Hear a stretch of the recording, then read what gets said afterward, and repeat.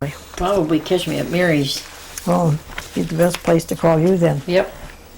Okay, Yeah. Helen. What do you want me to do? Well, we just want to ask you some questions about Okay. yourself. When did you come here up here first? When did I come here? Yeah, to Bayfield. Nearly 90 years ago. I was born and raised in this house. In this house? In this house. My And God. lived in it most of the time. I did move away and live in a different house and moved away out of the city at one time. But always came back. And where were your folks from? My mother was from Norway. She came over when she was about 8 years old. And my dad, I don't know, he was born, I think, in Pennsylvania someplace. Mm-hmm. I don't know too much about his family. His mother lived in town, his grandmother, and she's buried up here. So your folks were both living in this house. Yes. Yeah, they lived in here for a while, rented it, I guess, and then they moved out, and then they came back again. Because all of the children weren't born here. My brother and I were born in this house. How many kids were there? There was 3 girls and a boy. 4 girls and a boy. I have 3 sisters. I had 3 sisters. So you're the last surviving of Yeah, the children?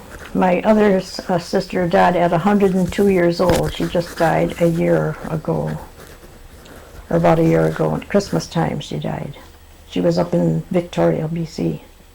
In a nursing home up there. She has a daughter living in Victoria. So after she went, then I'm all alone. The last of the Wood family. And what about, do you have kids? No, I never had any children. Never had any children. No, just my husband now, and I worked all my life. I was running the telephone office when I got married. That's how I happened to get married, because we went from the regular office down to agency, what they call the agency office. And you live right there where the office is. They put the switchboard and everything in the front room, and then the back part of the house was mine. And who lives in there now, Marion? Charlotte Moore. Charlotte Moran, yeah, that's right. Where's that house? Next to Nancy Agnes Patan Nelson? And Agnes Nelson. Agnes Nelson is a brick house just alongside of it. Richard Erickson. So you lived in that house? Yeah, I lived there I ran the office there for about 3 years, 3 or 4 years I was in there. And then somebody else took the agency over. It was getting too much, day and night work there. I, of course, went to bed and slept, but you had a night alarm every time anybody called in. And we had a livery barn down here at that time, and some fellows would get drunk and they'd stay down there all night. 3 o'clock in the morning, he'd call in, "What time is it?" I told them the time. In a real nice way. And so they kept on calling, so I just plugged up the drop, put a little piece of paper so it didn't drop down anymore. They ring all they want to and it wouldn't drop down. So I foxed them. Were you the only operator? No, I had to hire a girl down there. I only hired one. We had 3 or 4 operators up in the regular exchange before we went into agency office. So there were down at I had another girl would come in, if the regular operator couldn't be there and I couldn't be there, we had another girl to call on for relief operator. And what was the system like? What did you do? I mean, When did you start? When did you start? When did I start in Yeah. the telephone office? I started when I was about 16 years old. I started learning the thing. I was so interested in it in the first place, that I used to go down there. One of the operators that was there at that time, she kind of took a liking to me, I guess. She let me sit at the board and put a headset on. But the manager came in one time when I was there with a headset, and he didn't like that very well, so I couldn't do that anymore. But I could see I could really operate the board, but she didn't let me, of course. But then my sister Essie was operator there. She was operator down Rocky River, Ohio for a while. And she came back here and they asked her to work down there, so I used to go down with her a lot. When she got married, then I took over. That was in 1916 that I took over as a steady operator. In 1916. So if someone wanted to make a phone call, what'd they do then? Well, they had to crank the telephone. You know what they are, don't you? Mm-hmm. You had to crank the telephone. And then we had the drop system. A drop came down up there with a number on it. It just came right down and just like a door that opened, Didn't you it know. flip down or something Yeah, like flipped that? down. And we had to push it up, of course. Yeah.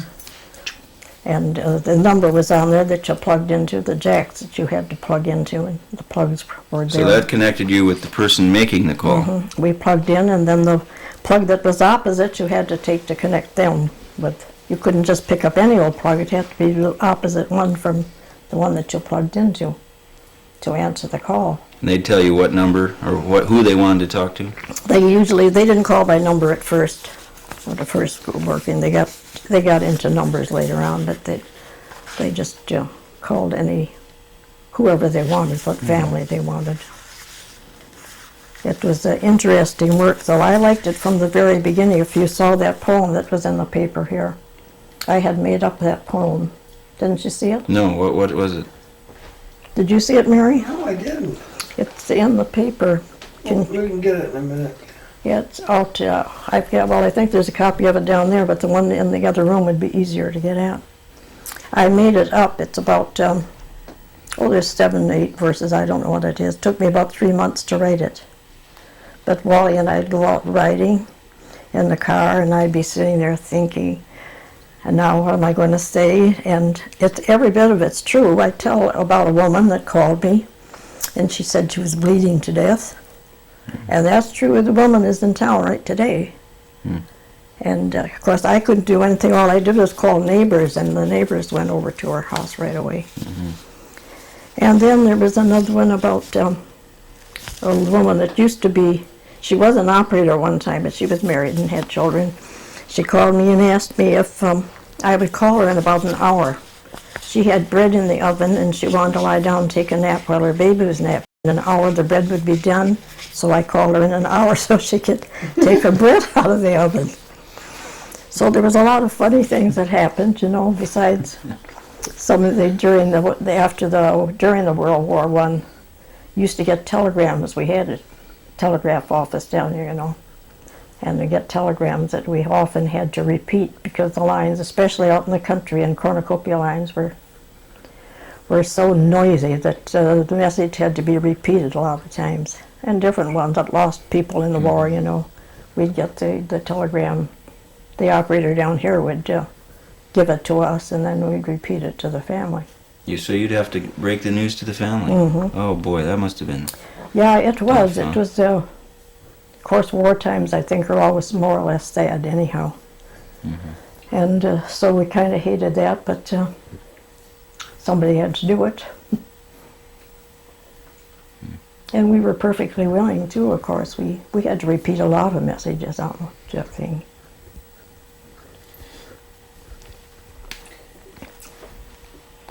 What's the difference between exchange and agency again?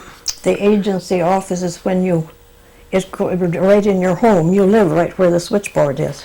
Okay, but you talked about you left the exchange, you went to the agency, then you quit, but I thought you kept on being the operator, or one of them. No, not when I quit. I was in the agency office. I was the manager at that time. Then when they moved into the agency, I was the manager. And I stood it for about 3.5 years that I was in there. That night and day stuff, kind of got on your nerves. And I only had one operator. She worked 8 hours a day. The rest of the time. When was that? When was that? 1924. We moved down there in 1924, down to the agency office. See, it wasn't very far to move because we were upstairs at the bell block. Or what do they call that now? That used to be the bell block. Oh, it sort of still is. I guess it is, huh? Marie and Julian still live up there. Oh, that's where it was. We had three rooms up there. They had the switchboards in one room and the manager's office, and then there was a storeroom, I suppose it would be called. They kept all their wires and telephones and all of the necessary things for fixing telephones were in that room. Is that Julian's place? Yeah. Then there used to be a press office up there? Bayfield Press? Press office was downstairs. It was downstairs. That was Do you want me to tell about the fire yet? Yeah. That was, the press office was downstairs. Don Bell was the manager downstairs there. And something exploded down in the basement, something that the drugstore had down in the basement. And it exploded and caused a fire.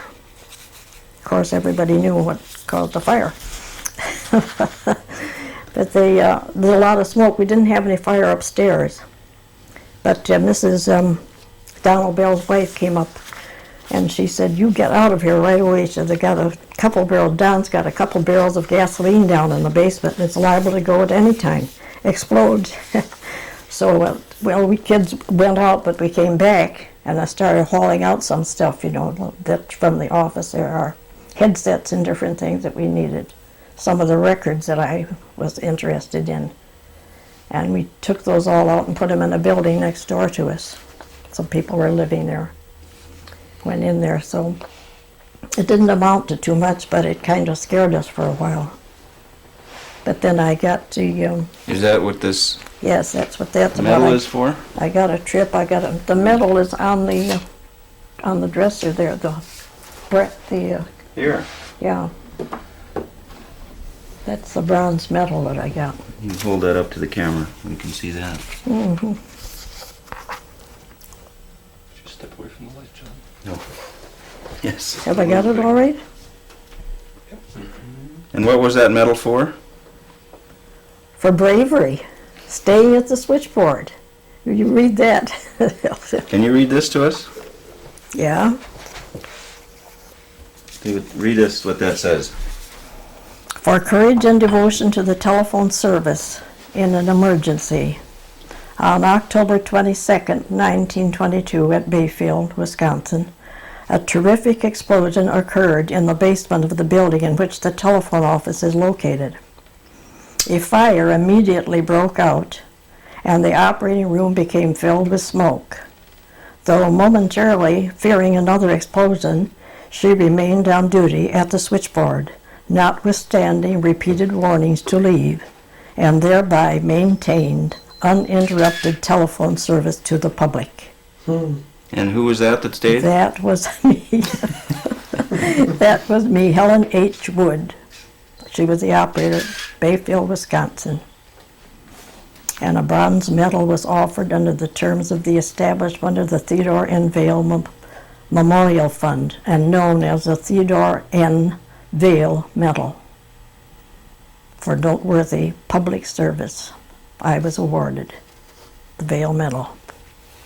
Well, that was quite an honor, huh? Well, yes, it was. It's this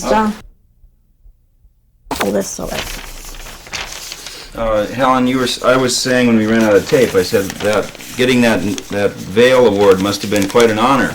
yes, it was. It was considered an honor to get the Vail Medal. Many of them were the people that I worked for. These Fucos were each given. They had something happen down in where were they? Spring Valley, Wisconsin. They were flooded out down there. The water came running right in the window and out in the dresser, and their beds and everything was going out the other window. So they had to get out by going up through the ceiling upstairs. They had to make a hole in the ceiling to get out, and they were awarded, I think it was $500 that he got. I don't know whether they both got or not. Was there a little ceremony? I don't think so. There wasn't, of course, with me. I got the trip to Milwaukee. You did. Yeah, we went down to Milwaukee, the manager and I. Well, could you read us the poem that you wrote here? Yeah, okay. This was an ode to a switchboard by Helen Cease. For many years I have worked with you. Some days were sunny and some were blue. But you and I always stuck close together through fire and floods and stormy weather. I started with you as relief in 1914, a more faithful pal I never have seen. Remember when I answered calls by saying hello, and then soon Number Please took over the show. How many times from over the wire we heard the loud cry, "My house is on fire." We'd notify the firemen and the neighbors too, and that was the best that we could do. Then the voice we heard too, so faintly too, "I'm bleeding to death, what shall I do?" So I called the ambulance and notified the neighbors. So she was quickly taken care of due to my labors. Remember the day that the lady said, "Call me back in 1 hour, I'm baking bread. I'm taking a nap with my little one, and in an hour my bread will be done." I'll never forget when I first saw you, so magnificent, fascinating, and mysterious too. And as the operator plugged and raised the key, I knew that was where I wanted to be. Jacks and chords and cams and you and me, friends forever we came to be. Now in 1958 they will take you away, but fond memories of you will forever stay. And when I leave this earthly home, I hope to see heaven's shining dome and sit on the golden stairs with ease and keep right on saying, "Number please."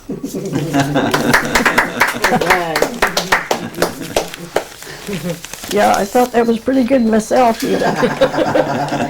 Thought I did a pretty good job.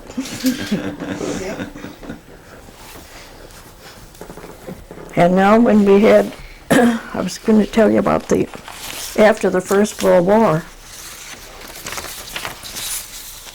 That was an interesting time, November 11th, 1918. And they kept on blowing the fire whistle and blowing it, and people were calling in from all over, you know. Signals were coming in so fast. One of the girls came down and helped out. Both of them, we had 2 operators, extra operators. And they came down, they all took a chance on them and answering some of the calls. And all we had to say was, "The war's over, the war's over." Kept saying that. And there was one lady in town that, a lot of people came down. They were all dressed up in fancy clothes, you know. And one woman came with a little cart, and she was holding some little kids on it, and she had a sign up above the cart that she was holding these little kids on, and the sign up above the cart read, "The Starving Armenians." And there must have been somebody starving at that time over that World War II or World War I. That was. So that was quite an exciting time, because we stood at the window watching what was going on. And I remember one Indian woman that came down. She lived in back of me, my house here now, across the alley. She used to live there at that time, she did. And she was a little old lady, and she came down with a shawl around her, and she was parading around with the rest of them, just as happy as could be, you know. Everybody was happy at that time when we heard that the war had come to an end at that time. So that was quite an exciting time. That was May Green that had it. You don't remember her either. Don't remember Green, the barber? No. We used to look out the window, and we had a lot of horse runaways at that time too. And you see the horses running down the street with a big wagon load on the back of them. I don't know what they were hauling on the wagon, but anyhow, once in a while the horses would run away down the street, and that was a lot of noise and excitement then, of course, through too. You were right in the center of the action then, weren't you? Yeah. Yeah, we were right in the center downtown there, up in that building. So we could see everything that went by, but that went on down Main Street anyhow. Remember, they had a tree across the, growing in front of the express office at that time. It's a candy shop now, I believe, down there. And there was a tree growing right up in the sidewalk. They put in the cement sidewalk, they cemented right around the tree, and they finally had to take that tree down. And I can remember elderly gentleman down there was a policeman here at one time, and he stood there crying because they were taking that tree down. He felt so bad to think they had to take that tree down. Remember another place downtown, there was several trees growing right in the middle of the sidewalk, and when they made the sidewalk, they just cemented around there, and you walk down the street, and if you didn't watch out in the dark, you'd bump your head against a tree or something. There was a livery barn down in that I think my street. dad went into a lot of trees down there. Yeah, I've heard of different ones that did go into the trees down there. But then they seemed to like it all right. They got through with it and came out of it all right anyhow. Well, what did you do after, you said you left the agency in 1927 or so? Yeah, What did you do after that? I didn't do much of anything. I worked in the Red Front store for a while, but my husband was working. Of course, he was living then, so I wasn't working. But we moved to Chicago shortly after that. East Chicago, Indiana. We lived down there for a while. But that was at the time of the when everything was costing so much and there was no work and everything else. And my husband was working in a garage, and he was in the parts department, and then he was selling cars besides. And they had to lay him off from the parts department and told him he could stay on if he wanted to and just sell cars. But who was buying cars? It was Depression time. So we came And what were back you to doing at Bayfield. that point? I wasn't doing You anything. didn't have a job? No, I wasn't working outside the house, no. So we came back to Bayfield then. And it wasn't, well, just quite a few years there that I had to stay home with my mother in her old age. She needed care all the time, so I had to stay with her all the time. And then while my husband was working at the bar room, Morty's Bar downtown, I used to work on Saturday nights waiting on tables. Mm-hmm. And then I would, don't laugh, Marion. We had a lot of fun those days anyhow, but I had to hire a girl to babysit my mother then while I went down on Saturday nights and worked.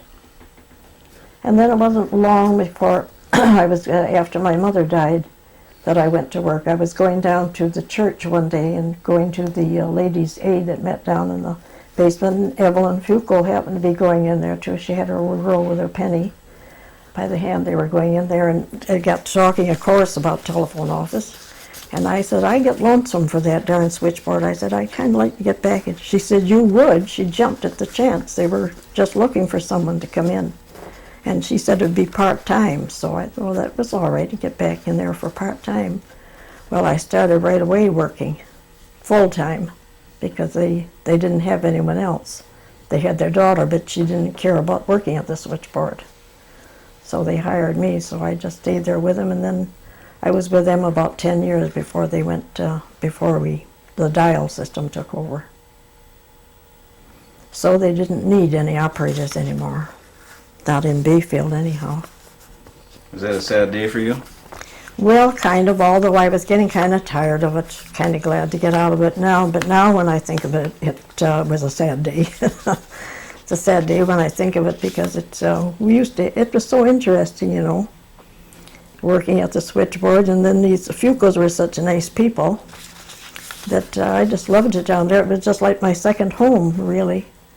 At Christmas time, I'd go down and help them. They'd have company, and will you come down for 3 or 4 hours? Well, sure. But then I was right in with the Christmas dinner and everything, you know. She would get through eating and come in and take the switchboard, and so I'd go out and sit down at the table and eat my Christmas dinner, and they did that at Thanksgiving and any other time that they were having any parties or anything. I always took part in them, too. I was just like one of the family there for, you know, practically living with them for nearly 10 years.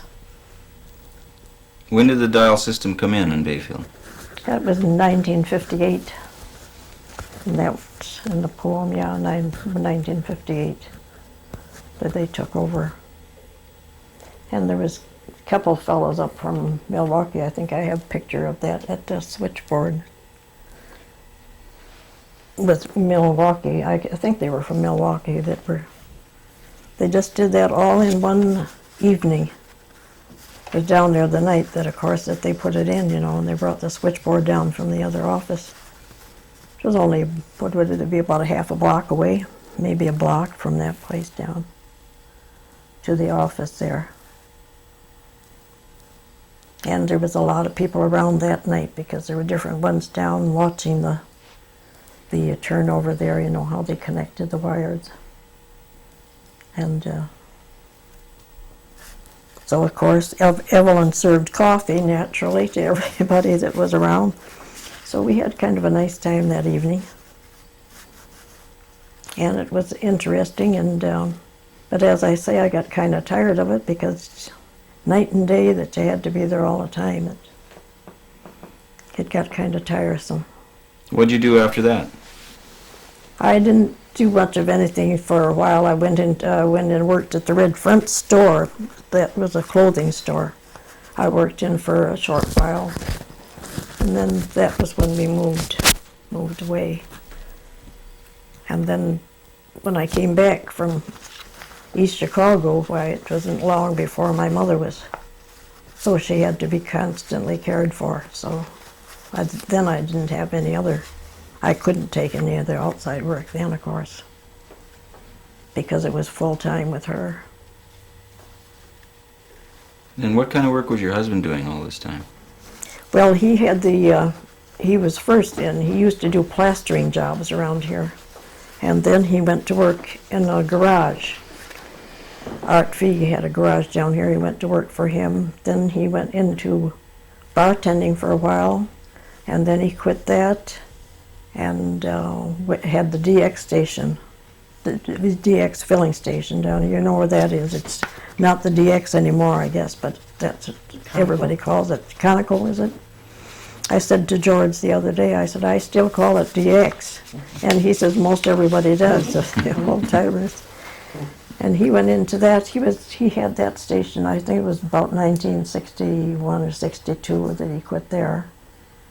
And then he was the attendant at the Chamber of Commerce. When the Chamber of Commerce first started having an office downtown, he was the first attendant that they had in the downtown office. So he kept that until they were doing something, but the government was having people that were asking for relief or something got jobs, and other people didn't. They got, taken out of the job, and these people were put in. And some woman got that job at the head of the chamber there. So that was that, and I think he worked at the hardware store after that too. He went in there as part-time for Leonard Johnson. He worked in the hardware store for him. I think I can remember Wally Moore as a bartender because he was so short and so cute, all dressed up. There's a cute picture of him there right on the table. It's the one in the frame. That one is him too. There he is. Yeah, there he is. Hold that up for us to see. Yeah, that's him tending bar. He was a cute bartender. Yeah.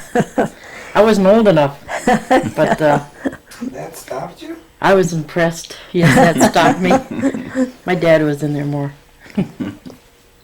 Yeah. That was in Morty's. Yeah, that was in Morty's bar. But this is a good picture of him at the bar. I don't remember who took it, but it's a good picture of him at the bar. Yeah, A nice picture. it is. And believe me, I certainly washed and ironed white shirts. He had to be, Morty was the same way. You had to be all dressed up and neat as a pin. And I had my Cufflinks I had my ironing board out all the time because I was washing and ironing white shirts all the time. But then I had to stay home and take care of my mother anyhow, so. Yeah, but you said you worked in there Saturday nights, though. Well, I got some woman to come and stay with my mother when I did go down to. And what was that like? Saturday nights when you were in there? Oh, they were always busy on Saturday nights, especially during Strawberry Festival. They used to have Strawberry Festivals those days. I hear they're going to have something downtown this year too. It's starting, on Saturday, downtown. And those were busy times. You were waiting on table, you couldn't, we had to quit. And on New Year's Eve, you had to quit when it got near midnight. You couldn't get around. It was so packed in there, you had to quit. Couldn't carry a tray. So you had to quit that time.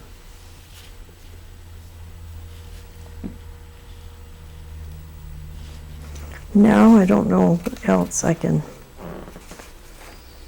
tell you. I know that I used to be the first one to wade through the snow when in the winter time. There was no snow plows around, and I had to be to work at 7 o'clock in the morning. And I'd plow down through the snow. Sometimes we had real snowstorms those days too. And the only time that I wasn't the first one would be when herring season time. And then the men all got down to work early, in herring season time. So there'd be a few tracks in the snow as I went down in those mornings. But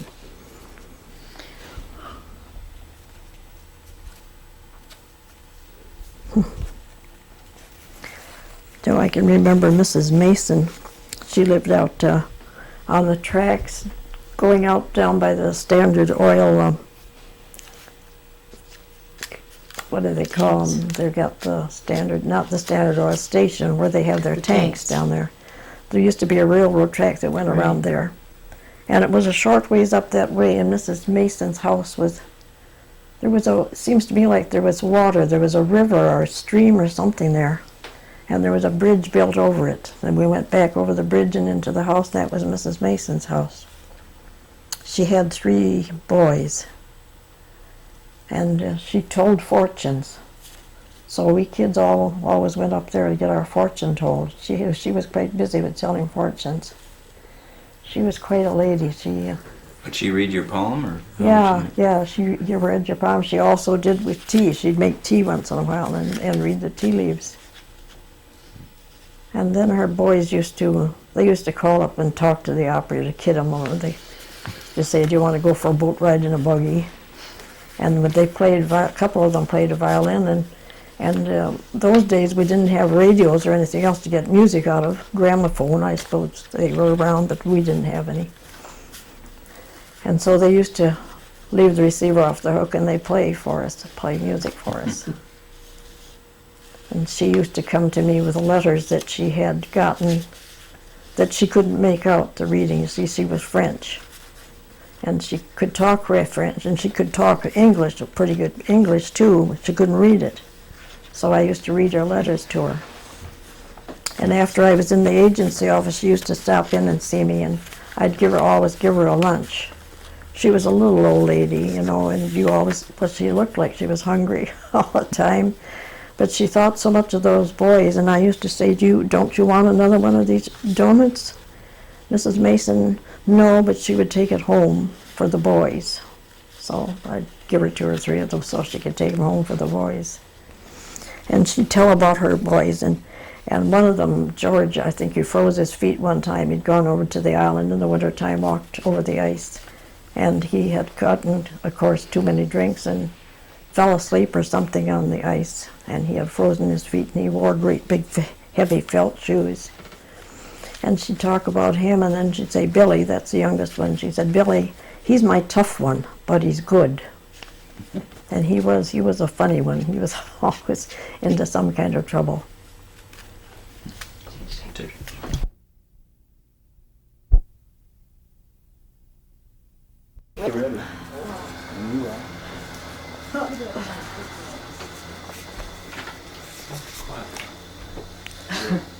Where's that other sheet of paper? I had a big sheet of paper. Is it on the Here. stove? Oh, it's down. I say that with a smile on my face. I don't know if there's anything on here that's it's so long since I wrote this a long time ago. Yeah, this just tells about how they placed the calls and how we had, how we handled long distance calls. Were you in the telephone office when during the flood? Yes. Were you there then? Yeah, that was another exciting time You too. should tell about that. Well, I don't remember too much about it except that everything went down from the cemetery and it made a lot of ditches in the streets in the downtown district there. Did it knock out the phone service? No, it didn't do anything. Didn't hurt them any. Some special lines were out of order, but nothing down so that the whole switchboard was out or anything like that. But I know that there was one. See, the first one was what, 1942? 42. Was that the one that was when I was down at the office working for Fuco's? And that's when it took out that half of the street in front of the big dollar store. And so when I went home that night, there was a lot of water. It was all washed out there, but there was a Coast Guardsman there that carried you over the bad spot. I know that both Wally and I were carried over that night in order to get to the other side. Otherwise, we would have had to go way up around the big bridge, I suppose, to get home. So that was really a bad time down there. And of course, they said that it took so many caskets out of the cemetery and everything that came out down in the lake, but I didn't see any of that, of course, because I was busy at the switchboard at that time. Were you there when all the families on that street was forced to go into the telephone office that night? No. There was the no. Grants, the Fazels, the Patans, Oh, did they?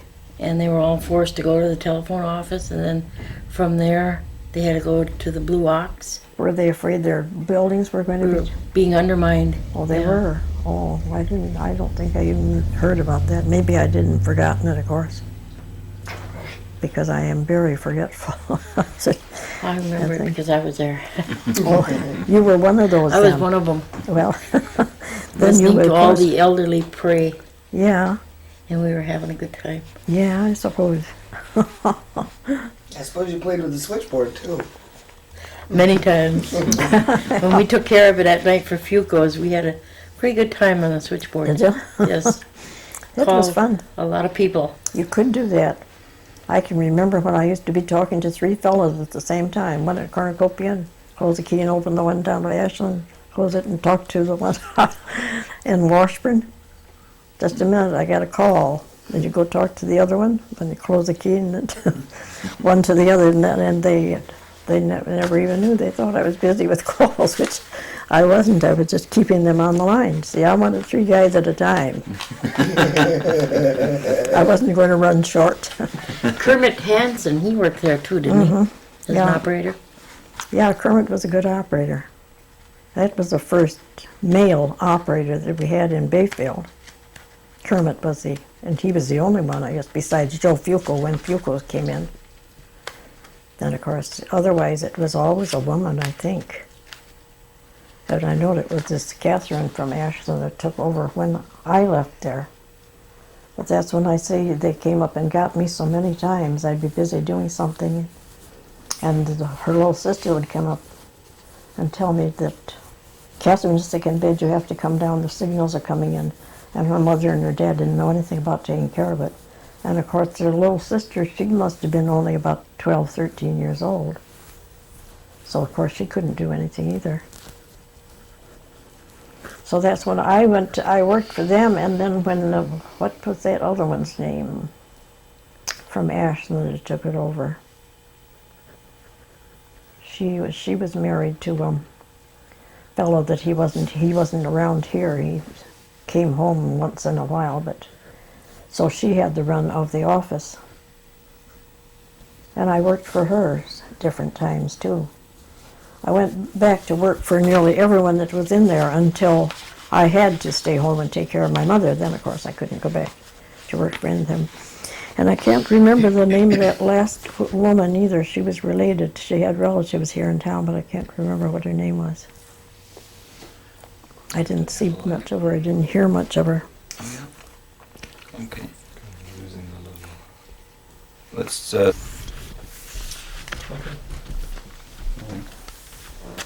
Helen, exactly how old are you? I forgot.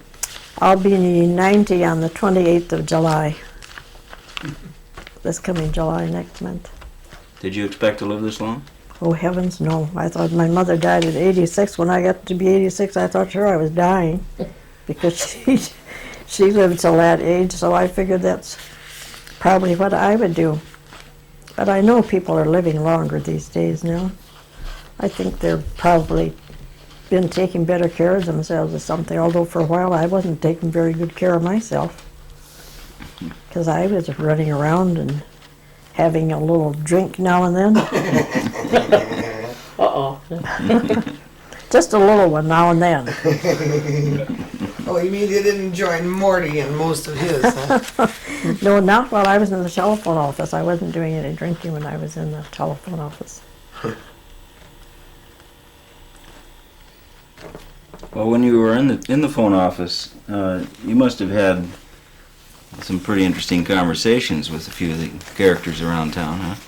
Oh yes, we had a lot of calls that we had to. They always say you're listening in on the line. Well, we didn't have any supervision on our switchboard. We had to go in on the lines to see if they were through talking. Otherwise, our plugs would all be up in the jacks, and we wouldn't have any plugs to answer them with. So we used to have to raise up our key every once in a while, and of course, people talking could hear when we did. They could hear the talking and everything. Would they holler at you? Get Once off in a the while, they'd say, "Get off the line, operator." But it didn't bother too much. We used to go in a conversation. You'd hear a lot of conversations that were a little, out of tune with things, but you never said anything about it. So, but there's what I was going to was thinking about here now. Our long distance calls. When I first began, we had our own long distance calls to Ashland. We used to take care of them ourselves. But if we had to call anyone else, we had to call Ashland, and Ashland would ring Duluth if we wanted Duluth or Superior, and the operator there would ring if we had a call to Chicago. Duluth would bring Minneapolis for you, and then you told Minneapolis you wanted Chicago. That's the way it went. It took a long time for a long distance call. When did that change? Well, I don't remember how many years that was. I don't remember when I first went in, 1916. It must have been probably, 1918, 19 or something like that. Got a little better. Yeah. Then we at one time we gave our calls right to Ashland. We didn't do it ourselves. We just gave our call to Ashland, and she completed the call for us, and then called us back. And a lot of times she'd have trouble, circuits were busy, so it took a long time for a long distance call compared to what they do now. Anyhow, you just press a few buttons and you've got your party right on the line.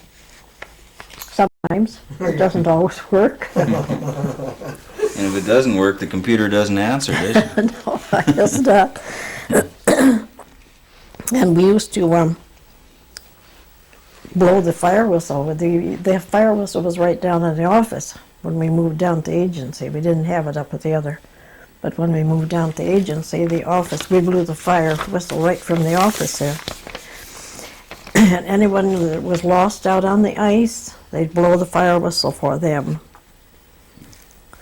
Somebody that didn't come home, and when they were expected, they'd notify the operator, and they had the fire whistle blown. And at one time that was a steam whistle, and you could hear it for miles. Doesn't like the little squeaky thing they got now. You can't hardly hear that if you've got your radio or your TV going, or if the wind's blowing down in that direction. I don't hear it here at all. And I don't have much noise around me as a rule. Radio going and TV in the evening, I have it. But that's why I wonder how the firemen hear it, because I don't hear it half of the time myself. But I'll tell you, that steam whistle, you heard that. Then there used to be a red light. It was on a rod fastened to the corner of the building down there, and it extended out into the street. And then we turned on that light when they wanted policemen. Policeman is on foot patrol those days, of course. He didn't have any car to ride around in. And then he would see the light on, and then he would call in and ask who wanted him. So that's the way they got the policeman. And then they'd tell us they wanted a police. Well, we used to call the different stores up and down the street. So if you seen the police, and then they'd go out and look on the street, and they'd probably see them stopping, talking to somebody. They'd holler at them. And then that's the way they got the police officer those days. So that was, there's quite a lot of interesting little things that that we used to have to use a fire whistle for. Not only for fires, but for different things that were going on. Well, an awful lot of the community revolved around the telephone office then. Oh, yeah, sure. Sure, just about everything, if there was anything going on, you could, tell people as they called in. We used to tell them to not forget this or that, something like that was going on. Oh, you mean like the church bazaars? Yeah, mm-hmm. It was a way of communication. Yeah. The grapevine. Oh, Yeah. Yeah, it sure was. It isn't anything like it is today. I don't think I have anything more on here. No, I got 2 sheets of paper. Not nearly as much fun Today. today. There's a lot of people that certainly didn't like it, especially among the elderly people when we went dial. They didn't like it at all. And I know that we went out and showed some people, some of the elderly people that couldn't understand it at all, We'd go to their homes and show them how to do the dialing, of course. We had a meeting out at Cornucopia when they first told us we were going dial. We had a meeting out at Cornucopia. Cornucopia got dialed before Bayfield did. And that wasn't supposed to be. It was supposed to be Bayfield that got the dial system in, but they sent up the equipment and there wasn't enough to take care of Bayfield. So that's how Cornucopia happened to be ahead of Bayfield in their dial system.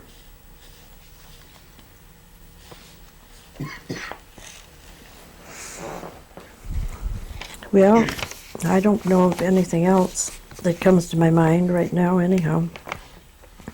Why did we have different rings on the phone? One ring was, and then, like when we picked up our phone, we had to wait for 2 rings. Yeah, but out in the country there was a lot of them, sometimes 10, 12 on the line. It was awful. They only had the one line connected out that way, so that's the way they had to have different rings for them. The party Sometimes. line. Yeah. Sometimes there was 1.5 rings, sometimes there were 2.5 rings. I remember ours is 2. Was it? And they had 2 party lines. They had 4 party lines in town here. 2 party lines and 4 party lines. But out in the country, of course, somebody else took care of that. Just the old BB took care of those lines out there. And something would go haywire on the line, and he'd pick up a piece of haywire and go and fix it. That's why we had to repeat so many messages to. And out at Red Cliff there, that old fellow at the store out there, Buffalo, A. Buffalo. He signed his name A. Buffalo, Antoine Buffalo, I guess his name was. But he was like the telephone office out there. He's the only one in Red Cliff that had a telephone. So if you wanted anybody out in Red Cliff, you called him, and they had a messenger charge. They charged 15 cents, depending on how far away they lived. If they lived a little farther, they charged 25 cents, sometimes 35 cents. Had the same thing out at Cornucopia. The store out there had the telephone. And nobody else had telephones. Of course, though BB had a telephone. He always had a telephone. And there was a few that had them in the beginning, but not very many. They didn't get very good service. Is this BB down on the lake that works over at? Not that No. BB. No, that works over in Ashland, and Yeah. no, they're no The relation. different BB all over. Yeah, that's a different BB. What happened to the switchboard? That's what I was wondering. I had an article in the paper there one time. Somebody had just walked out with it, and that was when it was supposed to be given to that man at the island that started the museum over there. Yeah. It was given to him, but they didn't have room over there at the time to give it, to take it over Capser. there. Leo Capser, yeah. So they stored it down here in the Allwood Manufacturing Company. And then after that fellow that started that manufacturing company left here, didn't some Indian agency or some, what do they call them, Chippewa, something, somebody else took it over anyhow and run it for Oh yeah, the last Chippewa year. Industries. Yeah, Yeah. that was it.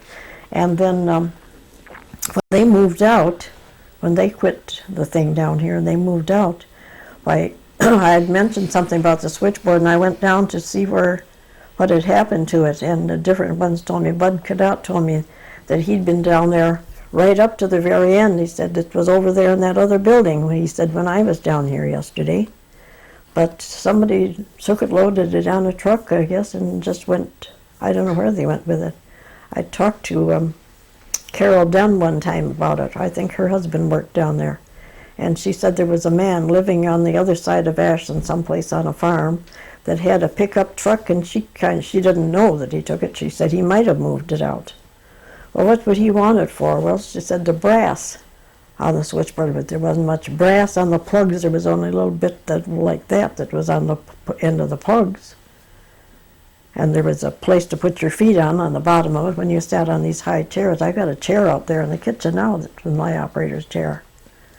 And you sat on that, and you had your feet down on that, and that was partly brass, but I never did know what happened to it, and I often wish that somebody had done something about it, because it seemed a shame. They should have had that in the museum, and now that they got the museum up in a big building, there would have been plenty of room for it up there, someplace. But now that's gone, so. It would be nice to have it if they had the switchboard here and just explain it to you. Not a lot of people don't even know what we used for telephones years ago. They don't know of all the funny different rings and of the 2.5 and 3.5 rings and all of that stuff. Yeah. What in the world distinguishes a half a ring? That's really You wild. just press the button like that. Just a little bit of a, You used to have one long one, then yeah. cut off real quick. That's a riot. Is that boy waiting for somebody out there? Yeah. Oh, it's okay. That's all right. This is my kid. Well, Helen, aside from your trip to Chicago, did you ever think about moving away from Bayfield? no, I really didn't want to go. We had a chance one time to go down to Flint, Michigan. Wally Jelinek and his wife were down there. And they had gotten Wally a job in attending bar. And someplace they said they could get him in attending bar. And there would also be a place for me to get a job waiting on tables there. I felt bad when Wally said that he was going to go. And he knew that I didn't like it. He knew I didn't want to leave Bayfield. So he said something to me about it. He said, "You don't really want to go, do you?" I said, "No, I should say not." And am I ever happy that we didn't go down to Flint, Michigan? All of the troubles and things that are going on in the cities today. I would never have been able to stand it. So anyhow, when he found out that I really didn't want to go very badly, why, he said he called it off. It didn't go down. So we had thought of it that way, but after that, I never even thought about leaving. As long as he got work here, and the house was here, my home was here, so there's no use leaving. I'm kind of glad that I never did. I don't think I would have been any better off living anyplace else. Don't have too many that care a heck of a lot about me now. It's hard to get anybody to do anything, for you. Now that I'm housebound, when I could walk, it was all right when I was driving the car. But see, I quit driving. Well, it must be 2 years ago. 2 years ago this summer that I quit driving. But I still could have driven. But I knew I didn't have my sense of measuring, And when I went to go and pass another car, I'd think, "Oh, I'm too close to it," and I'd be afraid that I was going to bump into them or something. And so I thought, well, I'm going to come home, and I'd go into the garage, and almost every time I'd go in, I'd strike the side of the door. So you see, I knew that I wasn't doing as well. My eyes weren't focusing right.